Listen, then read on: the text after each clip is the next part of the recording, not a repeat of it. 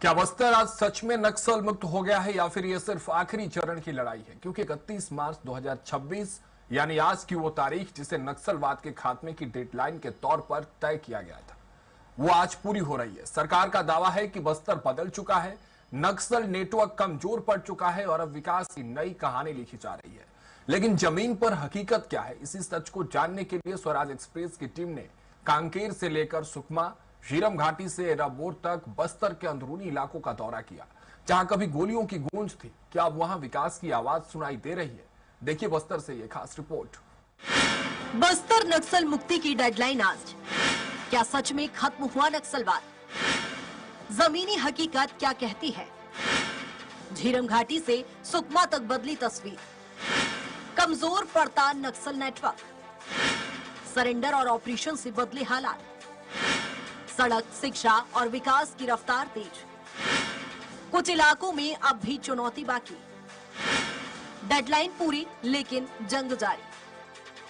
कांकेर से लेकर जगदलपुर, तीरथगढ़, सुकमा, कोटा, एराबोर, पामेड़ और झीरम घाटी तक जमीनी हकीकत अब बदलती नजर आ रही है। वो झीरम घाटी जहां 25 मई 2013 को हुए भीषण नक्सली हमले में कांग्रेस के शीर्ष नेतृत्व समेत कई लोगों की जान चली गई थी, आज वहां सुरक्षा बलों की पकड़ मजबूत दिख रही है। बीते कुछ समय में सुरक्षा बलों ने बड़ी नक्सली लीडर्स को न्यूट्रलाइज किया है।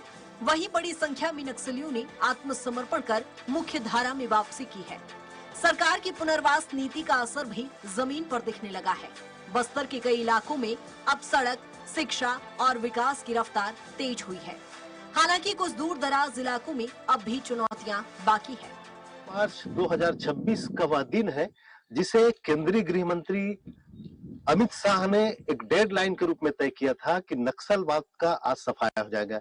आज हम बस्तर के उस जगह पर हैं, झीरम घाटी, जहां पर एक बहुत बड़ी घटना हुई थी 25 मई 2013 को। यह घटना इसी घाटी में हुई थी। देख सकते हैं ये घाटी की जो तस्वीर है, आज भी वो कहानी यहाँ पर दिखाई देंगी।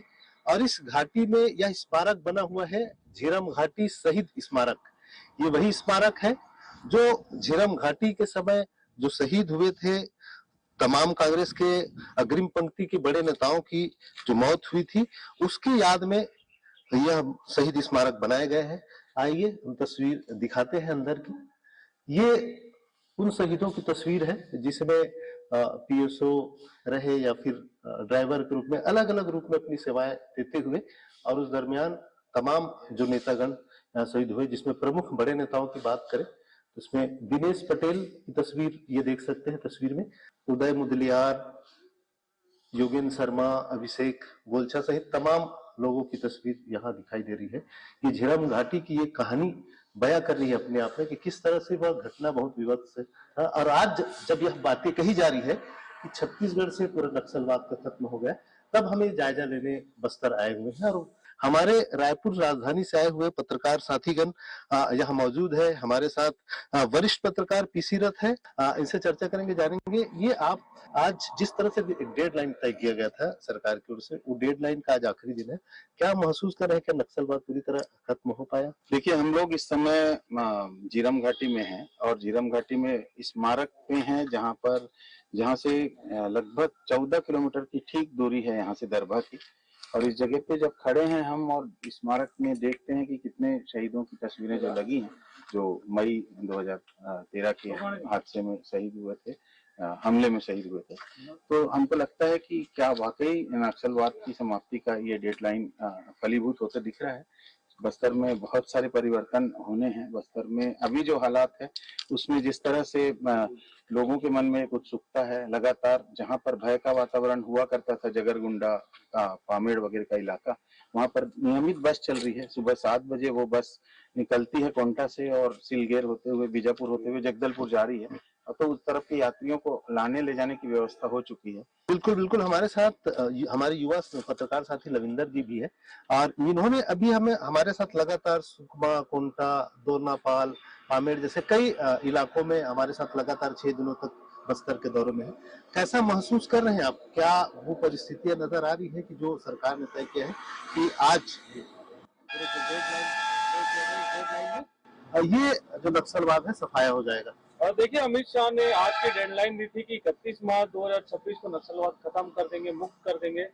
लेकिन सबसे बड़ी बात यह है कि विचारधारा एक ऐसी अहम चीज है जो लोगों के मन में हमेशा रहती है। हालांकि जो शीर्ष पंक्ति है नक्सलवाद की वो खत्म हो चुकी है, उन्होंने सरेंडर किया है, कुछ उनकी मौत हो गई है। लेकिन 6 दिन के जो प्रवास, जैसे दिलीप जी ने हमें कहा कि 6 दिन का जो प्रवास है, अभी मैं उनके साथ रहा। जी बिल्कुल, हमारे साथ हमारे साथी शंकर पांडे जी भी है। ये भी लगातार हमारी बस्तर यात्रा में हमारे साथ रहे।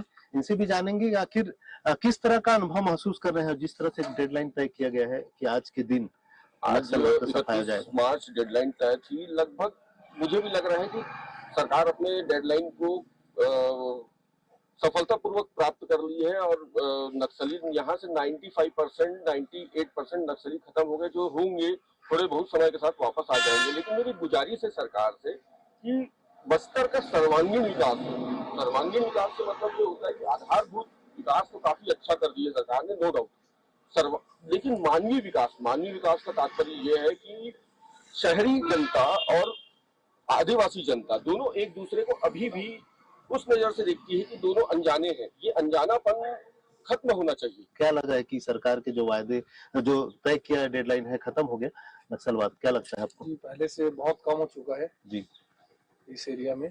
पहले तो बहुत ज्यादा था, अब बहुत कम हो चुका है। अब क्या उम्मीदें रहेगी सरकार से, क्या चाहते हैं आप लोग? कि पूरे ही खत्म हो जाए, पूरे उम्मीद तो यही है। जी, इसके अलावा खत्म होने के बाद विकास की जो बातें कही जा रही है, विकास तो बहुत जरूरी है। इस साइड का रोड में भी कई चीज में इधर बहुत दिक्कत हो रहा था। क्या अपेक्षाएं सरकार से, क्या किया जाना चाहिए आपके क्षेत्रों में? सबसे पहले तो इस साइड का रोड को सही करना चाहिए। सड़क बहुत ज्यादा दिक्कत होता है सड़क की वजह से जी, और कुछ सुविधाएं जो बहुत ज्यादा यहाँ देना चाहिए। जी बिल्कुल। तो ये बस्तर के युवा है, इनकी भी उम्मीद है सरकार से और निश्चित तौर पे हमें उम्मीद है कि सरकार ने जिस तरह से डेडलाइन तय किया और जिस तरह से नक्सलवाद का लगभग खत्म होने के कगार पे है और जो तमाम लोगों की अपेक्षाएं हैं, उन उम्मीदों पर अब सरकार को खरा उतरना है। बस्तर में नक्सलवाद के खात्मे की डेडलाइन आज जरूर है, लेकिन जमीनी हालात ये बताते हैं कि लड़ाई अपने अंतिम चरण में है। बदलाव साफ दिख रहा है, लेकिन पूरी तरह नक्सल मुक्त होने के लिए अभी भी सतत प्रयास जरूरी है। क्या बस्तर सच में नक्सल मुक्त हो गया है या ये सिर्फ आखिरी चरण की लड़ाई है? ये आने वाले वक्त में साफ होगा। फिलहाल बदलाव की तस्वीर उम्मीद जरूर जगा रही है। स्वराज एक्सप्रेस के लिए बस्तर से दिलीप साहू की रिपोर्ट।